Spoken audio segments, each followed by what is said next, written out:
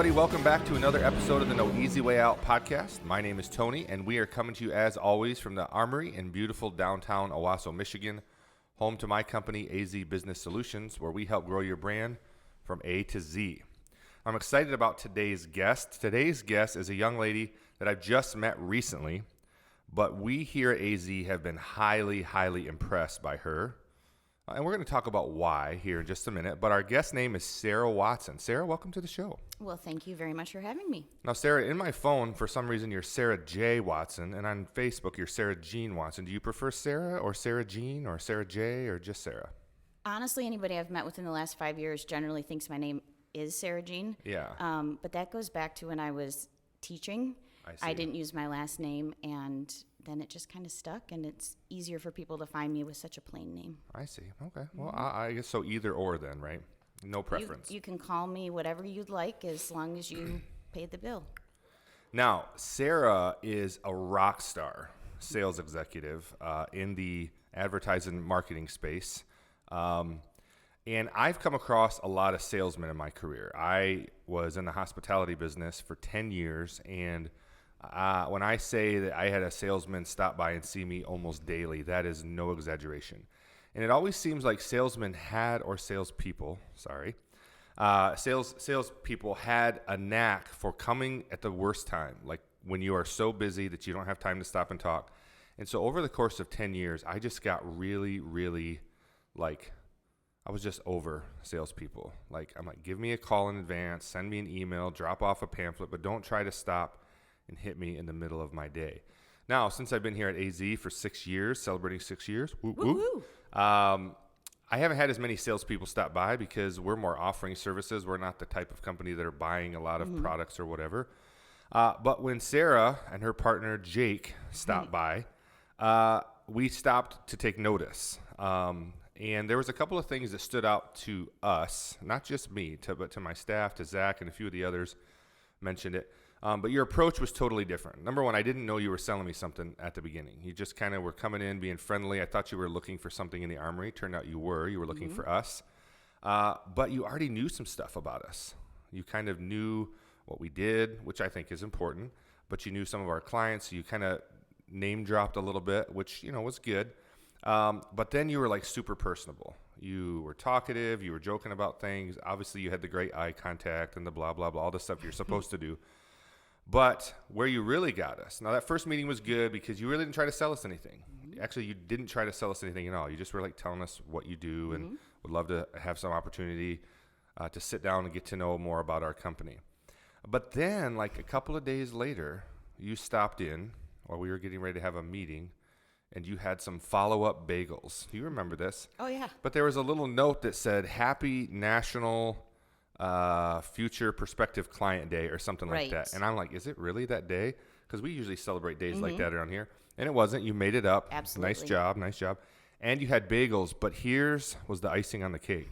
She had seen a video that I was kind of on this fitness journey, which clearly, as you can tell, I did not stay on.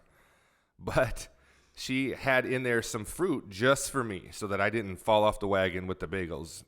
Side note, I did not eat the fruit. I did eat the bagels, though. They were fantastic. But thank you for thinking of me. Absolutely. And then there was a handwritten card.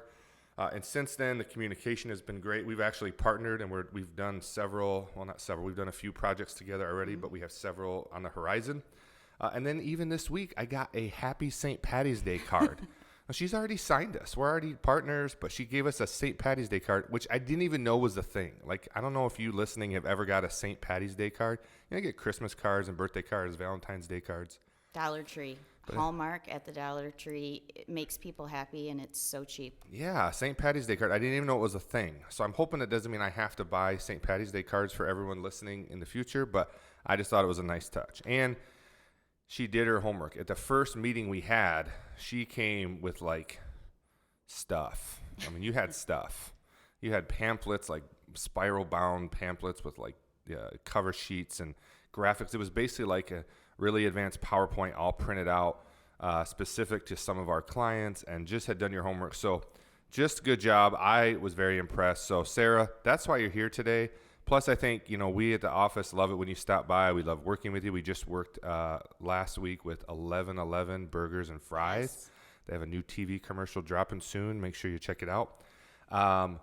But we all just like being around you. You got a good personality. You're down to earth, a good person. So we said, she's got to come on the podcast, and we're going to talk about your journey. So even after all that, though, you probably remember, probably after, well, it wasn't after all that. It was in the midst of all that. It was probably after like our second meeting.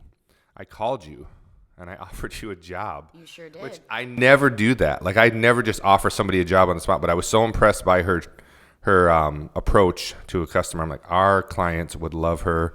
She turned me down, I had to. For good reasons, though. I right? know. They were We're still totally working reasonable. together, and she's still kind of doing sales for us inadvertently. So it's been great. But we brought her some great merch and some swag today. Yes, I definitely like to get paid in swag. Then I don't feel like it's a conflict of interest. So, There you go. yeah. We got the hookup. So anyways, well, Sarah, again, welcome to the show. It's great to have you. Why don't you tell our audience a little bit about who you are, what you do, and why you love what you do? All right. Well, thank you, Tony. As you mentioned, I'm an account executive. I sell advertising. We're not going to mention who I work for right now, just because there would have been a lot of paperwork. It's a mystery, yeah. Yeah, like sign off. Do your homework. Right, You'll do probably your find it. homework. Yeah. Find me. She did our, yeah. I'll give you my contact information at the end. But so I sell advertising. But actually, my background is in education. Until a year ago, well, a little bit over a year ago, I was in the education field, still certified teacher, school administrator, and I needed to step away. And sales had always kind of intrigued me. But turns out it's really hard to get a sales job when your resume looks like mine filled does. with teaching. Yeah, Understand right? that. But, when you can work in Flint and convince 60, 7th grade boys that writing an essay can be fun, I think you can really sell anything. That's true. Right. 7th grade boys writing. Yeah. I have an 8th grader. All my boys were 7th graders at one point. And even like my older ones don't like writing anything. So that's impressive. The same principles are true, whether you're teaching or selling. You just have to find out what's important to people, what matters to people. Yeah. And that's what I was able to do in the classroom. Instead of trying to force these kids into what I thought was a good idea, it needed to matter to them. And I think that's the same in sales. It's figuring out what matters to people. And so it was a really easy transition. For my colleagues, it's been pretty fun because they tease me all the time because I'm ultra organized and I have charts and stickers. You do. I've seen the charts and the stickers. I send out St. Patrick's Day cards, just stuff like that. So they kind of always tease me, but I think that's just what makes me stand out. And it's truly genuine. I don't ever do something that I don't mean. Right. So I can be me in this career, and even better at 5 o'clock or whatever the end of my day needs to be that day, I get to be a mom. Yeah. And I get to turn it Two off. daughters. Yes, 2 daughters. Yeah. 13 and 9. I got to meet them. Yes, they're adorable. They're in the commercial. As is Jake, my colleague. Yes, he is. Not from State Farm. But Right. that's what We we do call seem him, like Jake we from are a State Farm. family in there, but I'm very single and Jake is very young. So there's that.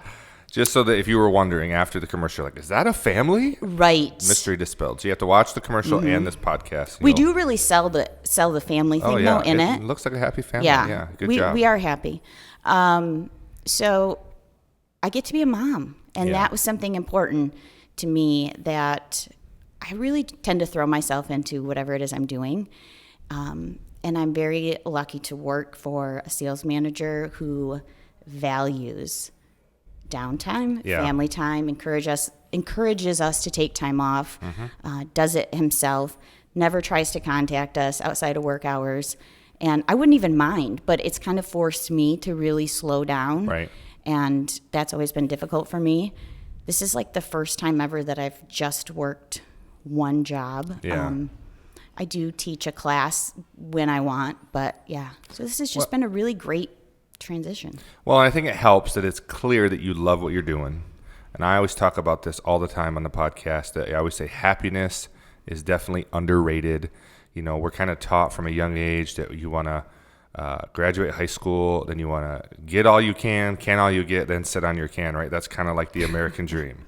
And, so we buy into that. I got to get the best, career and the best job, and I got to work while I'm young and save up all my money. That way, when I'm old, I can retire and do whatever I want. Well, sometimes, that works for some people. And if that's what makes you happy, I say go for that. But it's a cookie cutter thing that doesn't work for everybody. And I am more, after spending 10 years in hospitality in a 24/7 business, chasing the next dollar and chasing the next deal. And I did enjoy it, but I missed out on so much. I have realized, in doing this, that being happy and getting to do what you love every single day and then getting to go home to the people you love is far more valuable to me than any dollar amount. And I've turned down some really lucrative job offers. Really lucrative, since I started AZ. And I still don't make as much as I did at the peak of I've been doing this for 6 years. At the peak of my hospitality career, I still don't make as much today as I did then. And I could, but I choose to invest money back into more people so that I can have time. And that's what I think it's all about. And so I think what radiates out of you is happiness in your life and happiness in what you're doing and a joy to do what you do. And I think if you're listening, whatever it is you do, find something that makes you happy and find something that brings you joy. And if that's having a lot of money in a big bank account, that's fine too. But maybe that's not it for you. And so that's okay. That's okay, despite what society tells you.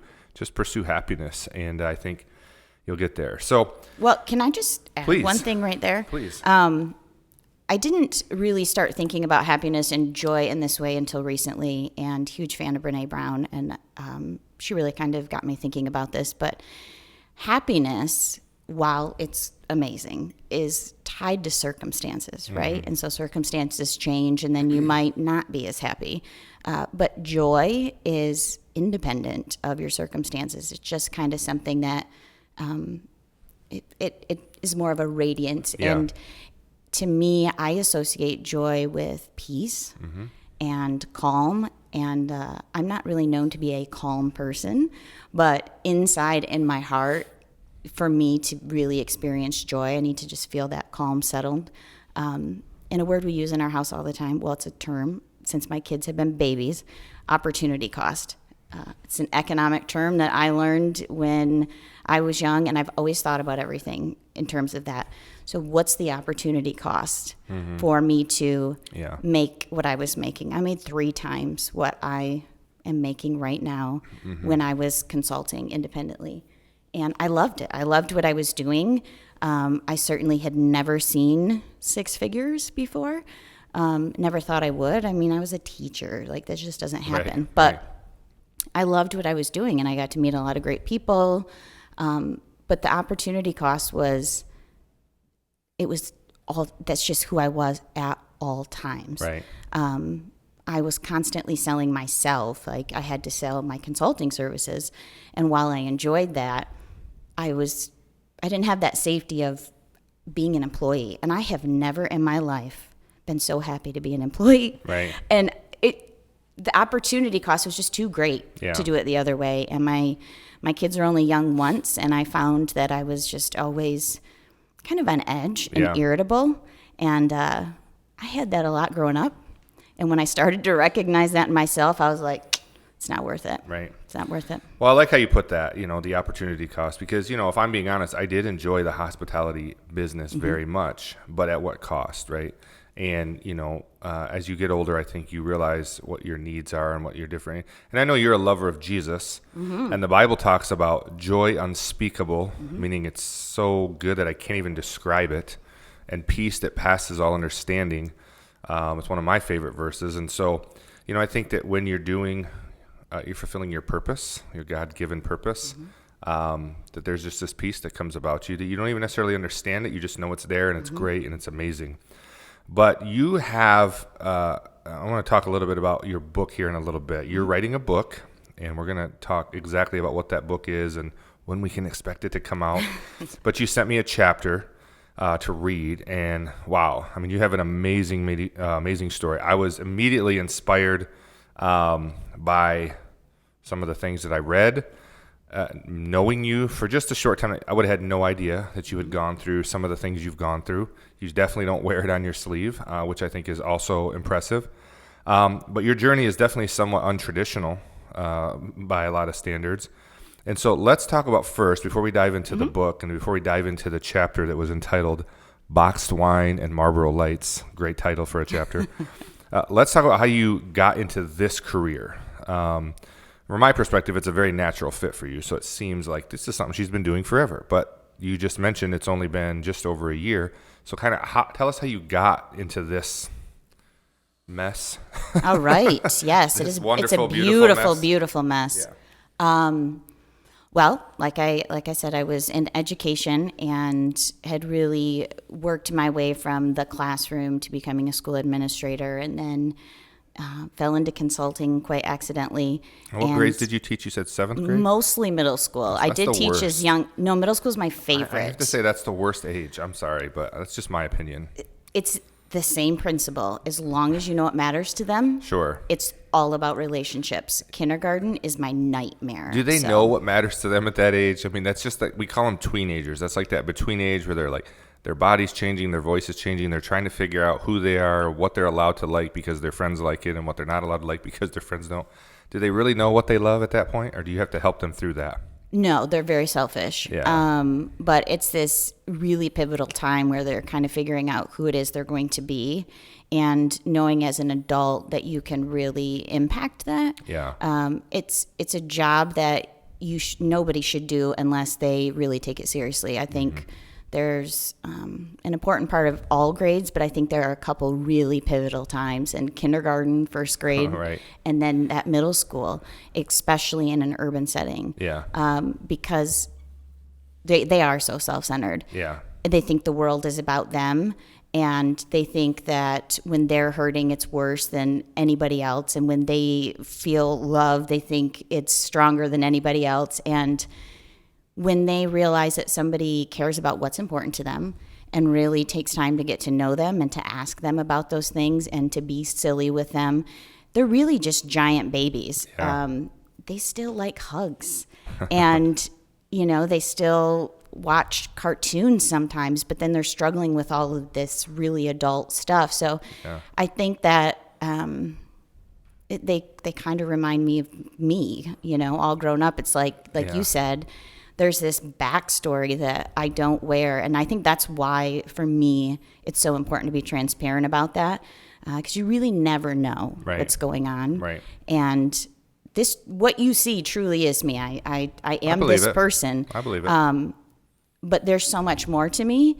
And I think that's why I feel I need to share that. Yeah. And hopefully it can impact somebody in a positive way. So Yeah. anyway, we were talking about Yeah. So how how you got I go from deep. 7th grade teacher Right. to this? Yes. Right. Actually, it's really sad. I lost my job, and When was that? I was put on paid administrative leave November 27th, 2018. Okay. It wasn't official. I found out January 3rd, 2019. Okay. So And then they let me stay on so I could have my benefits for another month or something. But my resignation, I knew I was done January 3rd. And it wasn't the first time I had lost my job. did they give you a reason why? Oh, yeah. Yeah. But I signed a 22-page, Non-disclosure agreement.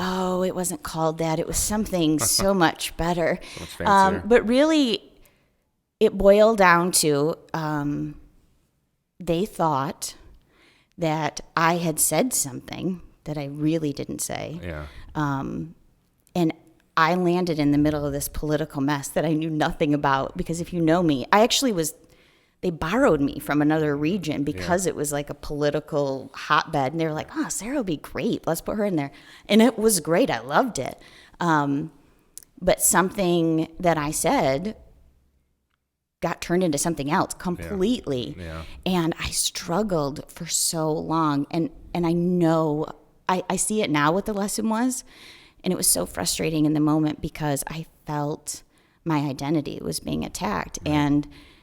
And I say in one of the other chapters about how the irony was that here I was losing my job, being accused of being untruthful, and any of my professional missteps up to that point had all been because I was too honest. Yeah. So it was really hard to think that these people that I cared about, truly cared about, in this job that I loved, I've loved pretty much every job I've ever had. Well, after Family Video, like, college on. Right.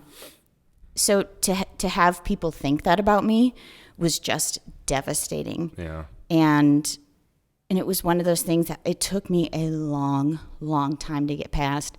And through that process, I realized how much of my identity was wrapped up in what I did, and how much value I took away from my profession. Mm-hmm.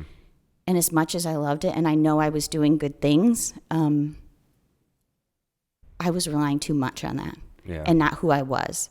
And so that actually is part of why I ended up in sales. So I knew I needed to leave education for a while. My heart had been broken, and it was too much. I needed to step away. I could have easily gone back. As a matter of fact, in the book, the chapter that you read talks about me interviewing for this principal job. Mm-hmm. And oddly enough, I found out later. The nicest rejection ever. It was. Some of the comments from the interview committee, they really liked me. Somebody said, she's too smart, like, to be like principal. Like, why is she here when she could be speaking all over the country? Yeah. And somebody else was like, I don't know if she can relate to our parents who are like living in poverty. And I just don't know if she can really relate. And I'm thinking, I have a bridge card. Like, yeah. I literally bought my groceries with welfare this week. Yeah. But again, you look at me, and I looked really super cute. But I shop almost exclusively at consignment shops. So it's just, again, they made assumptions. Yeah. And I think I posted the other day something like, it was from Stephen Furtick. He said, what surprises people tells you a lot about their assumptions, what they've assumed. Yeah. And so here, these people didn't want me because they thought I couldn't understand people living in poverty. Or, when at that time of your life, you were living it, literally. Literally no dollars. Yeah. And so I kept thinking, like, can't you see? Like, I'm valuable. I am. And I didn't get it. And so finally, somebody decided to give me a shot. I called my friend Jill, and I said, hey, because I had applied for this organizational change consultant job at DTE, and I could have done it in my sleep. I had been consulting around systemic reconfiguration for school districts for years at that point, and it was all about systems and change. And I was like, this would be great. I heard DTE is an amazing company to work for. So I was just calling around. I was like, do you know anybody that works at DTE? She said, no, but do you know anybody who might want a sales job? And I said, me, Yeah. Yeah. And so I ended up having a conversation with somebody who was leading a out-of-home office, and she gave me a shot, and that was all I needed. And then it came down to both jobs. And this was a defining moment for me. I knew that DTE wanted me for what I could do, what I had done, my experience, and I would have been really successful. But this Adams Outdoor Company, this Kelly, wanted me for who I was. Right. And I remember very clearly just hearing God say, it's taken you this long to figure out where your value is, and it's not in what you do, and this person wants to hire you for who you are. Right. And she did. And 6 weeks later, she called me crying, telling me I was losing my job. Wow. Which probably wouldn't have happened at DTE. Yeah. Still the best choice I ever could have made. Yeah. In hindsight. Probably didn't feel like at the time. No, it absolutely felt like it in the time. I knew in my heart that it was all good. So timeline-wise, when you lost this job, when was that? What was the date? The education job? The one you're referring to right now. Oh, my first sales job. She called you 6 weeks later. When was that? That was March 23rd. Of last year. 2020. Okay, so 8 days after the pandemic began, basically. Well, correct. I mean, when they said March basically 13th was our last day working in office. So I was working from home for like a week, and then she called me, and it was a Monday. Yeah. So now here you are, new career, excited, things are off going. We find out we're in the midst of a pandemic. There's a stay-at-home order. Everybody's got to stay home for 2 weeks to slow the spread, and now we are at 1 year into the 2 weeks. And now you don't have a job again. And I'm certain, as anybody would be, that with the uncertainty of the world at that time, obviously it was a political season as well, and then now not having a job, having 2 kids, knowing what you had come from, that had to be a fearful time, maybe? It was not. It was not. Okay, well, tell us why. Well, you read the book, and you said, I can't believe that all happened. 2020 was a great year for me. Yeah. When you understand what my 2019 was, and I understood what I had survived, and at that point, there were so many times I shouldn't have my house still, right? Yeah. There were so many times where I shouldn't have been able to do something, and every single time I was able to. And I had been listening to, on Monday mornings, it's my jam. I always listen to Elevation Church. I don't watch it on Sunday because I go to my own church on Sunday, Freedom Center, Fenton. Amazing. So on Monday morning, because I always want to pause it and go back and listen. And so I had just listened to this message, and it was when God says stop. And that's the one you sent me, right? I got about 20 minutes in, and I turned it off. I didn't get back to it. That's okay. You need to finish it, definitely. Yeah, I will. That was March. It had aired originally on March 22nd. And so I'm listening to it that morning. I get up every day, 5:30, and I have my Jesus time in my war room. And so I'd listen to it, and I was pumped. And I had taken all these, notes and everything. And like I do, these are my journals here. Just a few. Yeah, just a few. This is actually just like the 2 years. So I was just pumped, and it was just about, no, you can't expect to have a ministry without a mess. You can't have a testimony without a test. And so I was like pumped. I was like, I'm expecting miracles. I've seen it happen, right, folks? Right. And I had this, I was getting close to the end of the one journal, and I couldn't wait to start this new one. It was really pretty, and I loved the way my pens wrote on the paper. But I was like, I got to finish these other pages up. And I was just a couple pages. And I got that phone call from my boss within an hour of finishing that up. And she's crying. And she said, I'm so sorry. And I said, I'm not. I know this isn't because of you. I know nobody saw this coming. But I expect miracles, and there is no way that God would see me through that year and finally give me this job where I felt really good and I was happy, and I felt at peace, and then take it away unless it was going to be something really good. So I hung up the phone. I didn't cry. I didn't tell my kids that day because they were like transitioning to school at home. I told a couple friends, but I wanted, to just process it. Somebody called me right away, like, you should get an interview here. And I said, I need 2 days to just pray about it and to just be, and I'll be okay. And then I'll get back at it. And I have no doubt. And on that third day, I interviewed for this job, and within 10 days had an offer, and it ended up being the biggest blessing. And since that company has asked me to come back, and I was so grateful, but I really am happy where I'm at. Well, I want to talk about something you said there, in that when it happened, you didn't immediately react. You knew in your mind, God's brought me through a lot, and he's going to bring me through this. He must have something. So that thought process is good. But what I like that you said is you took a couple days to just wait. There's another verse in the Bible that I love that says, be still and know that I am God.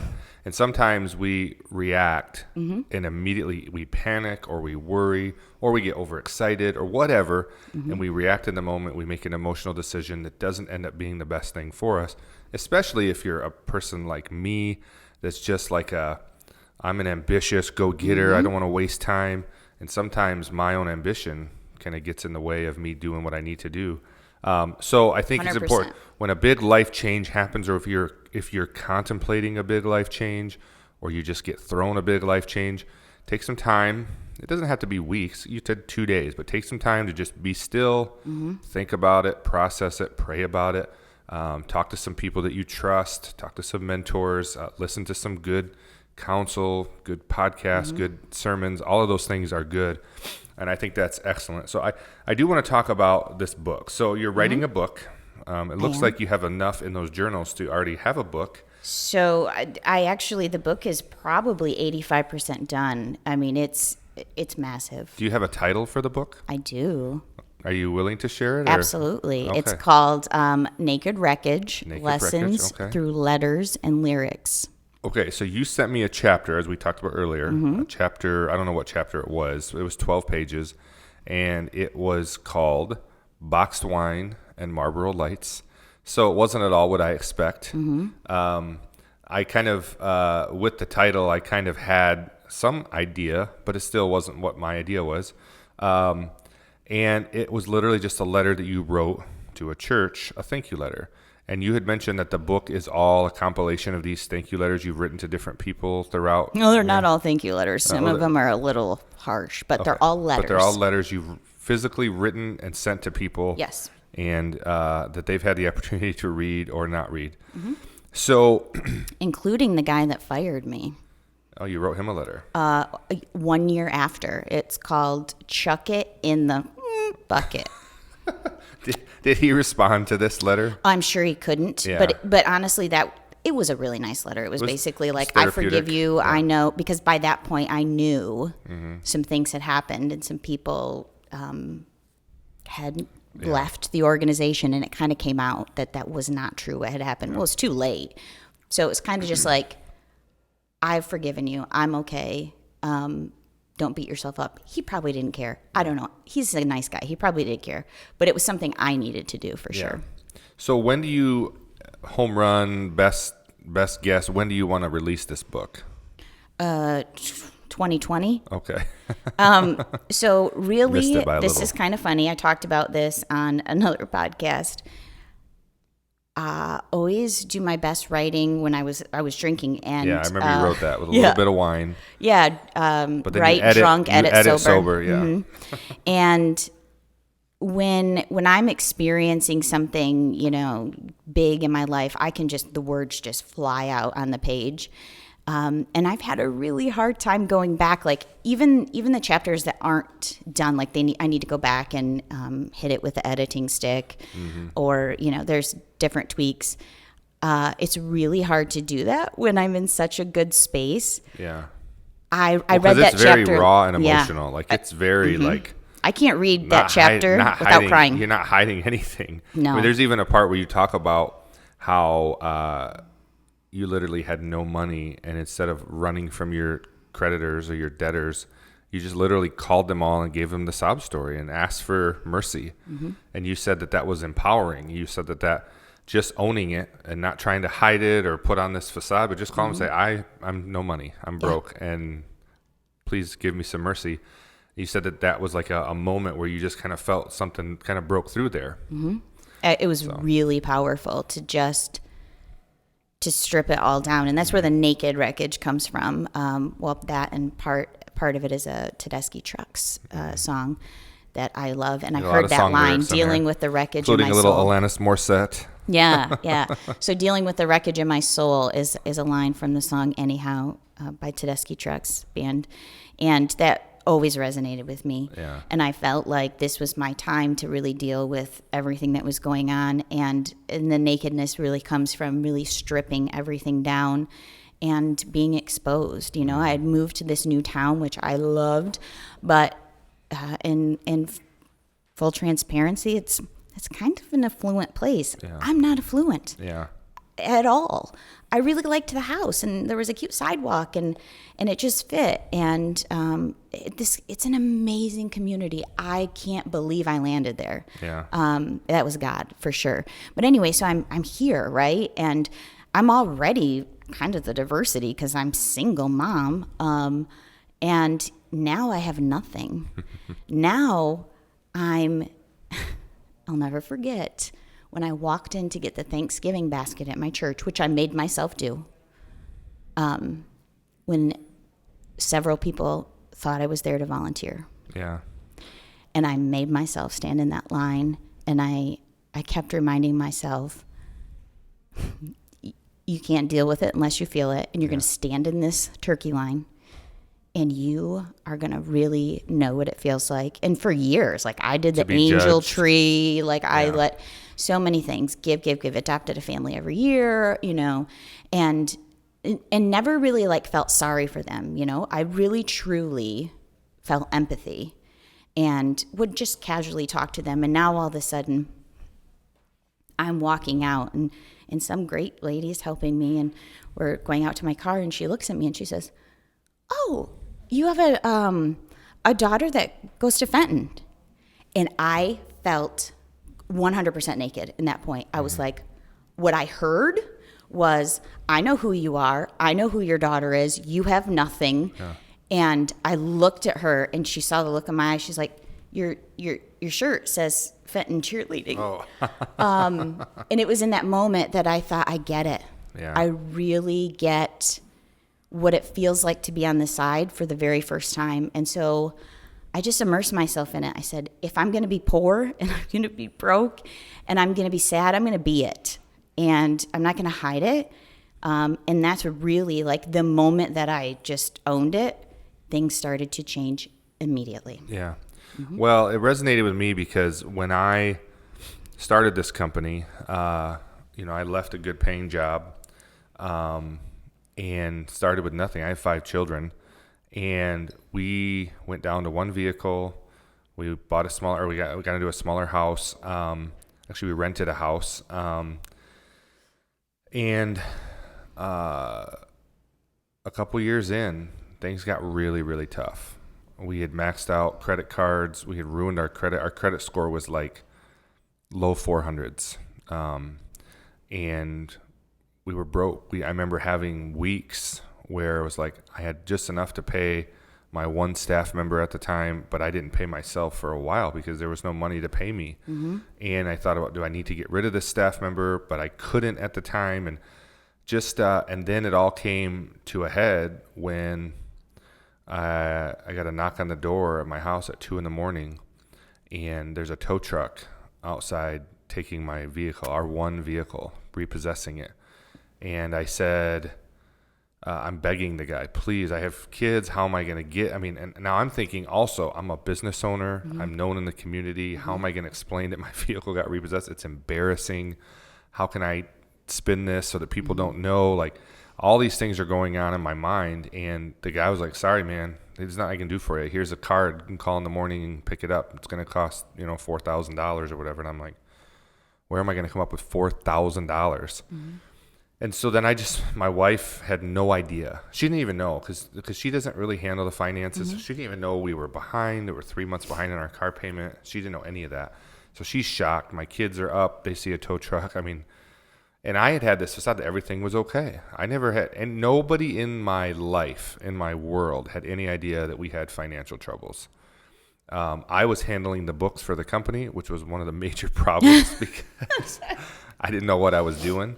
And I remember having to humbly just call my parents and say, here's what happened, and I need to borrow some money. I don't have a vehicle.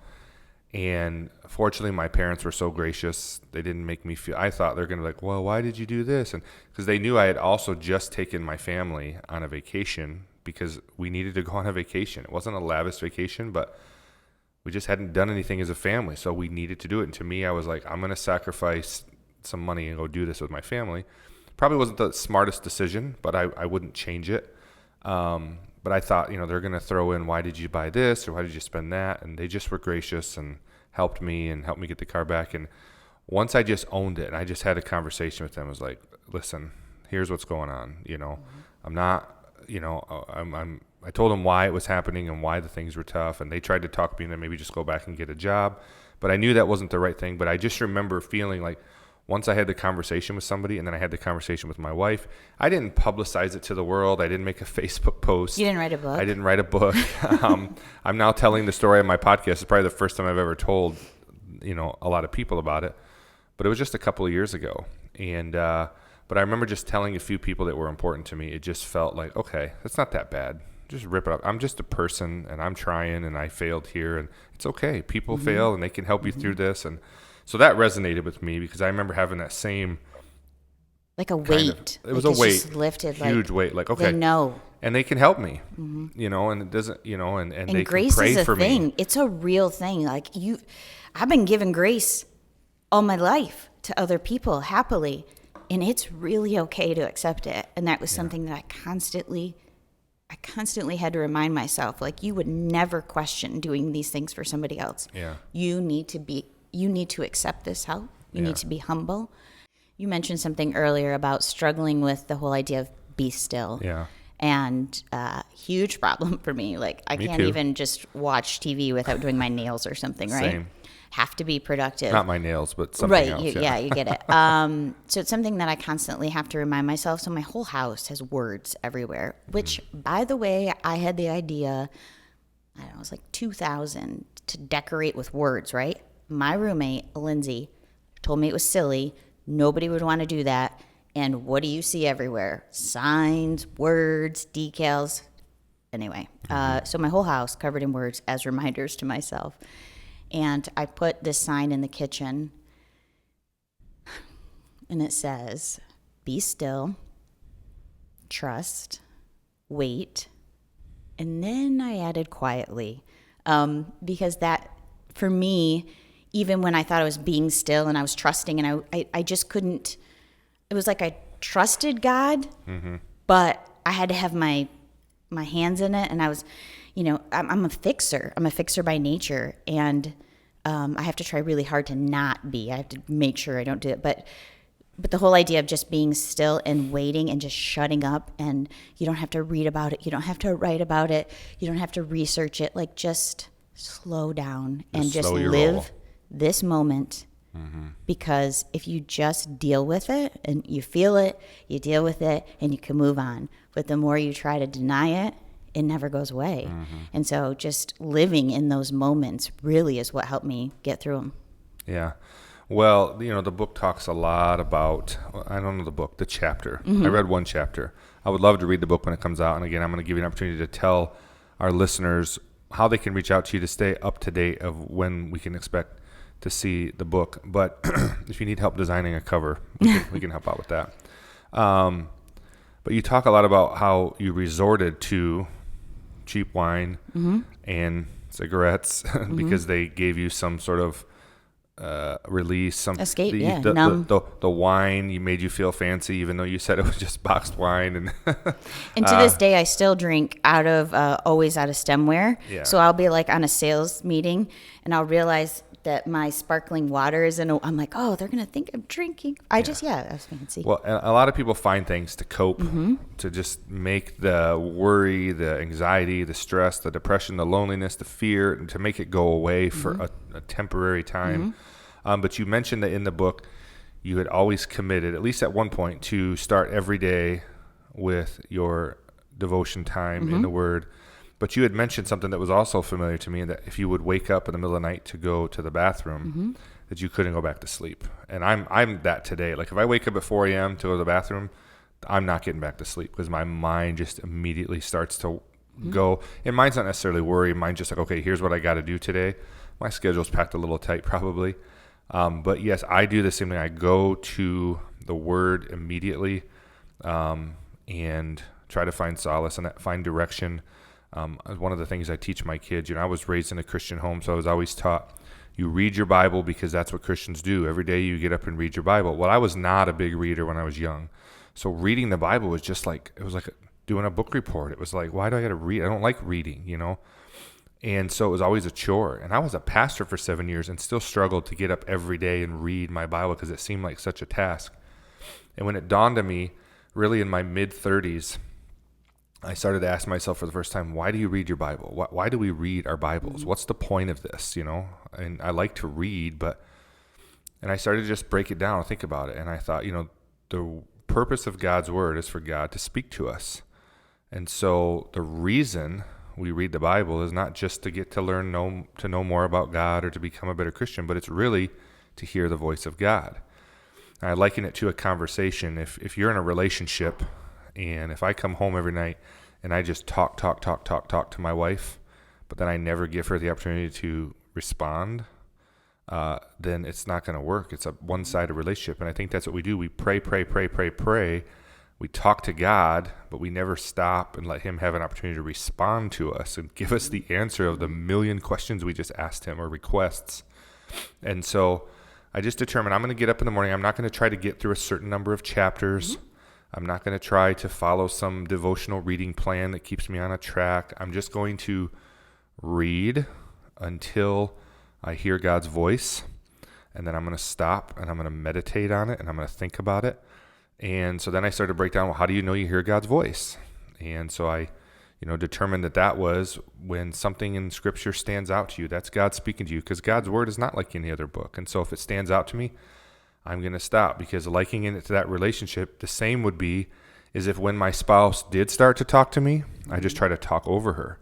And that's sometimes we try to get through this. I got to get through 10 chapters today. And so God speaks and we just keep going so that we can get through our stuff. So I just determined I'm going to read. And when I hear God's voice, I'm going to stop. And at those days, I would write it down on a 3x5 card, and I'd keep it in my pocket. That way, anytime I reached in my pocket, I'd remember.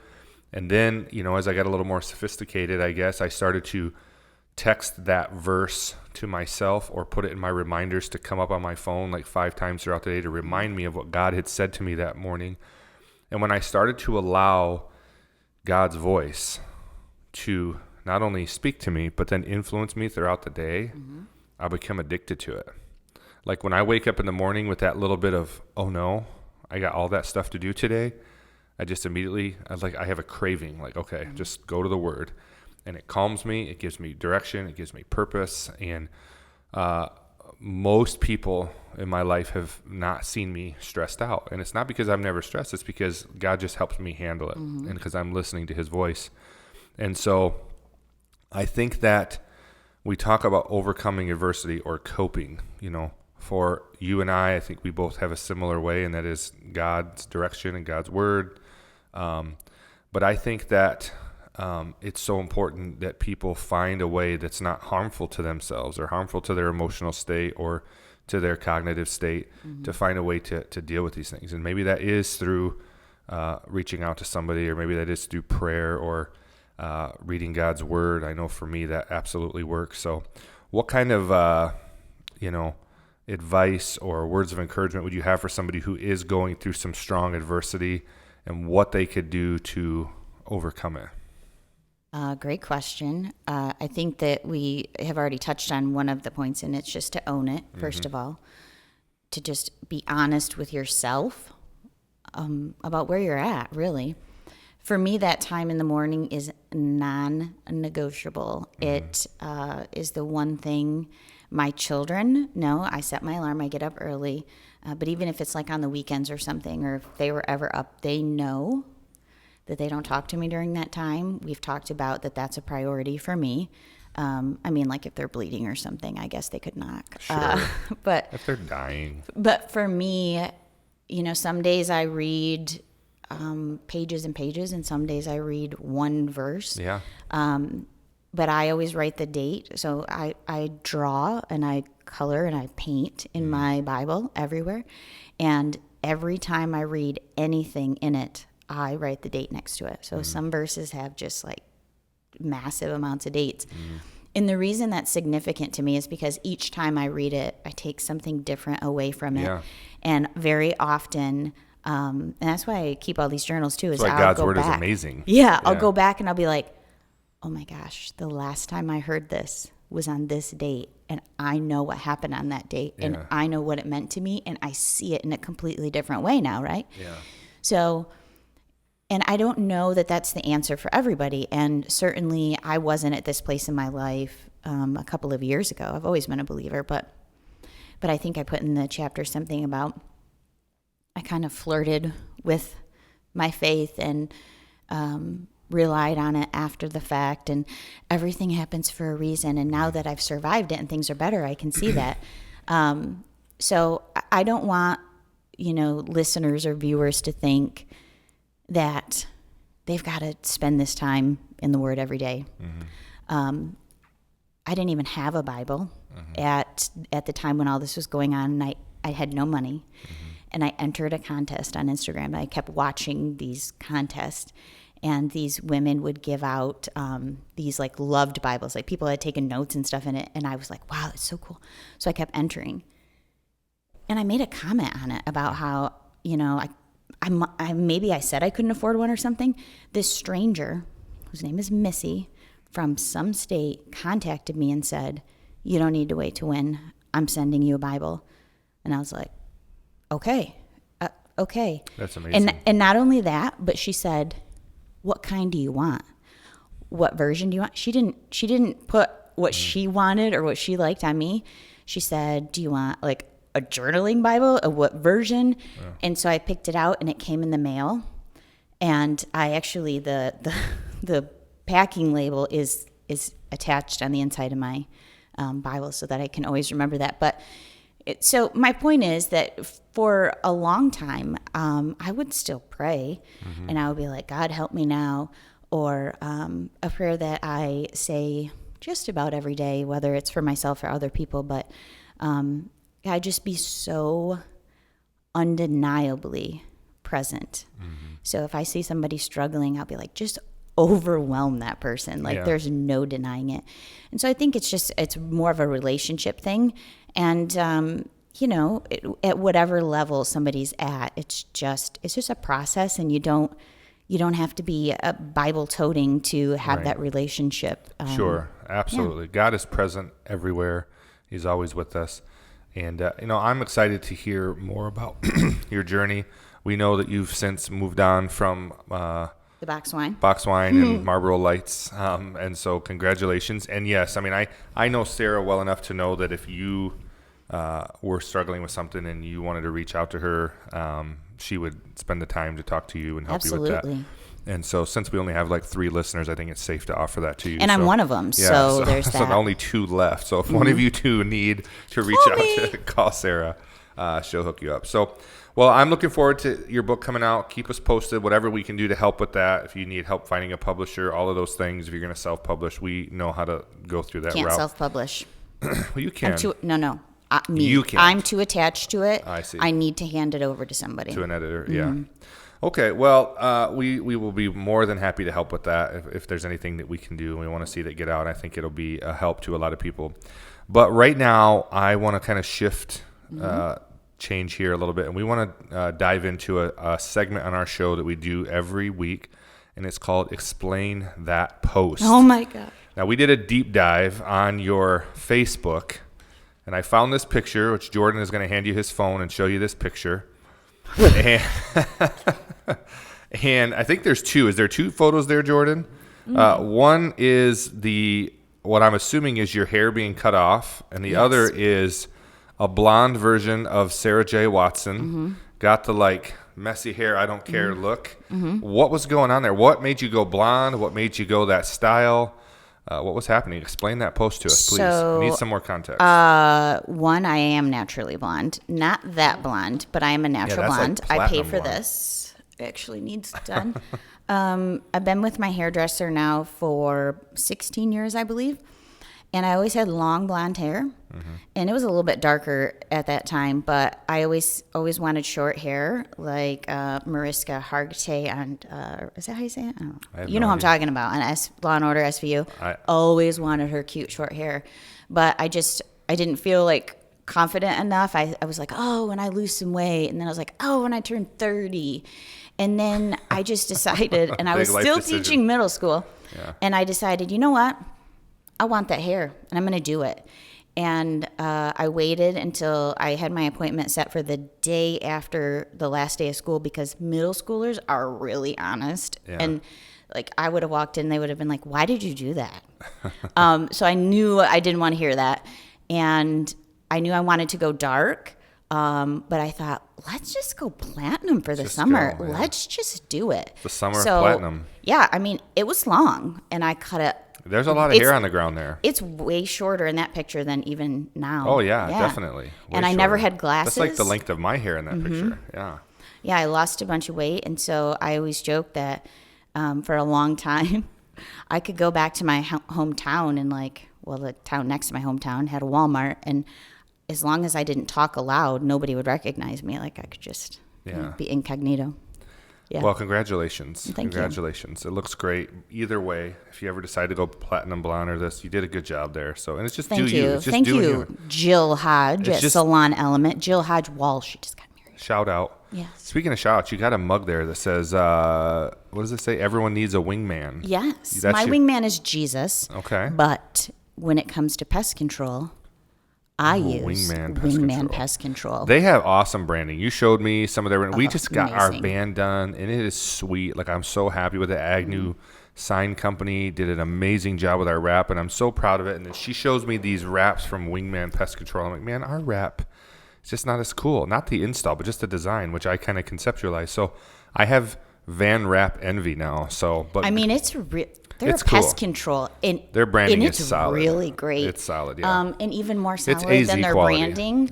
Yeah. It's just who they are as a company. Yeah. And Well, I'm looking forward to get to yeah. meet them. I know you Yeah. said you're going to make the intro there.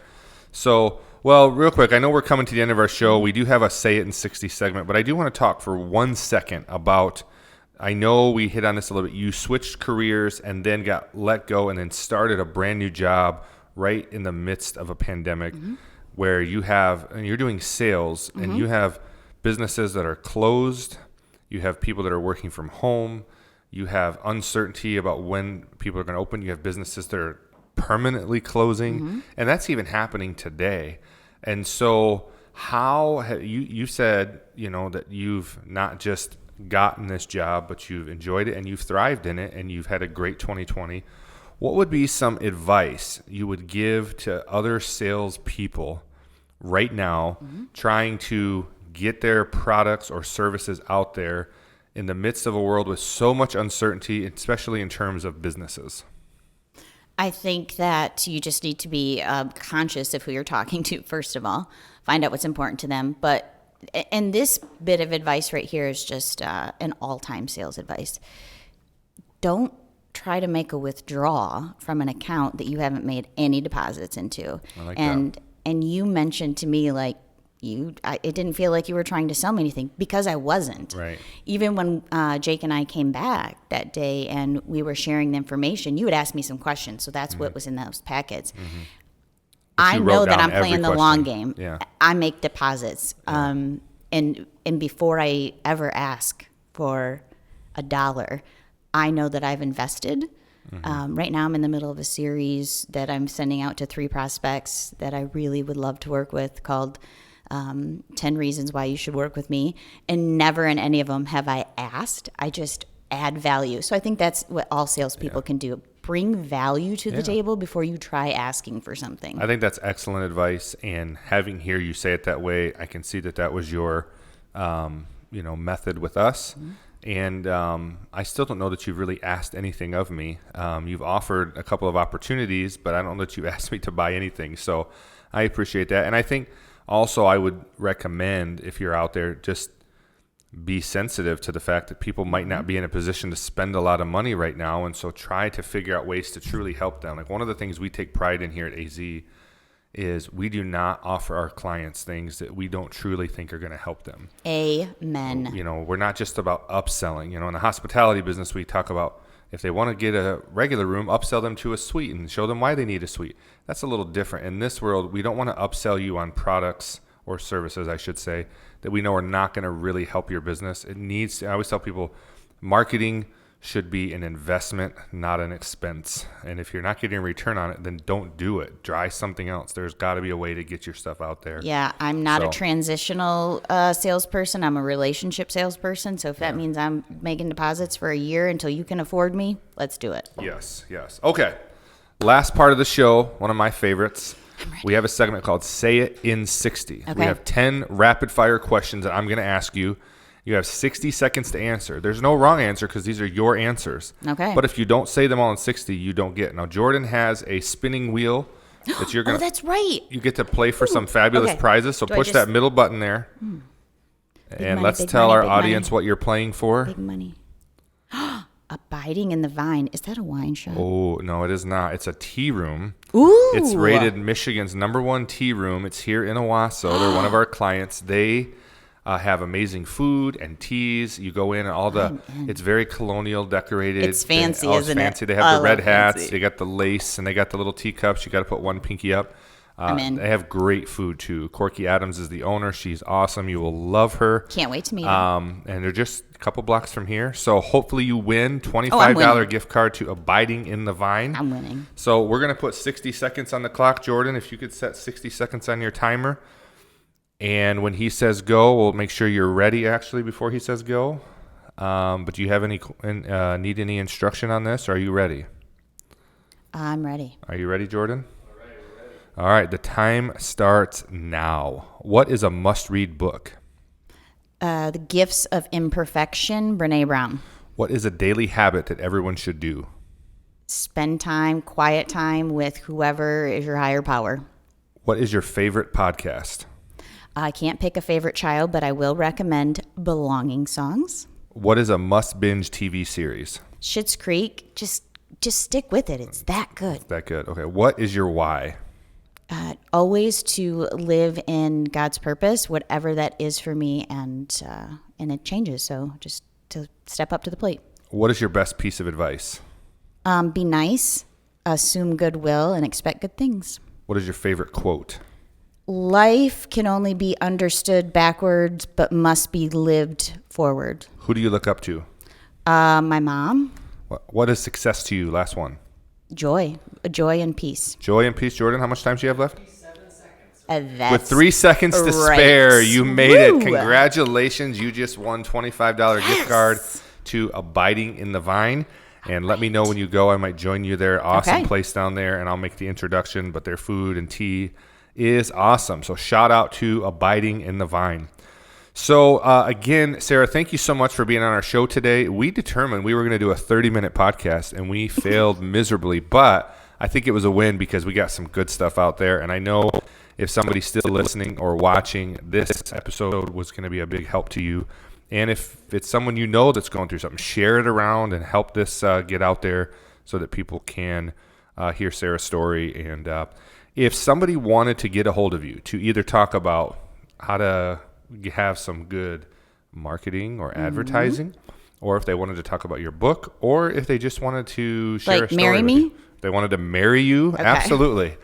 Look into this camera and tell our audience, whoever they may be, how is the best way to reach Sarah Jean Watson? Okay, well, you can find me on social media under Sarah Jean Watson, but you can call me like the old-fashioned way at 810-569-2196. And of course, email is Sarah, SARAH, .watson@charter.com. Sarah.watson@charter.com. I think that may be the very first time we had a guest give their phone number out right on the air. I'm there. In sales. Yeah, it's out there. Give her a call, ladies and gentlemen. I prefer the call versus the email. So reach out. Hopefully your phone doesn't get blown up tonight, hopefully it does. Hopefully it does. Okay. Any parting words for our guests, our listeners, I should say? No, just keep listening and supporting AZ because it's important to support your local community in any way, shape, or form. And I know that just listening to this podcast is something that they can do, and I appreciate you having me on. Well, thank you again for being here. We appreciate it, and good luck to you in the future. Keep overcoming adversity. Keep being a rock star. And keep doing you, and I appreciate everything that you're doing for us here and for some of our clients. So we look forward to working with you in the future. Well, thank you. And thank you for joining us today. As my mother always said, you can't and never could until you tried. So go out there and try something great, my friends, and don't take the easy way out. We'll see you next time.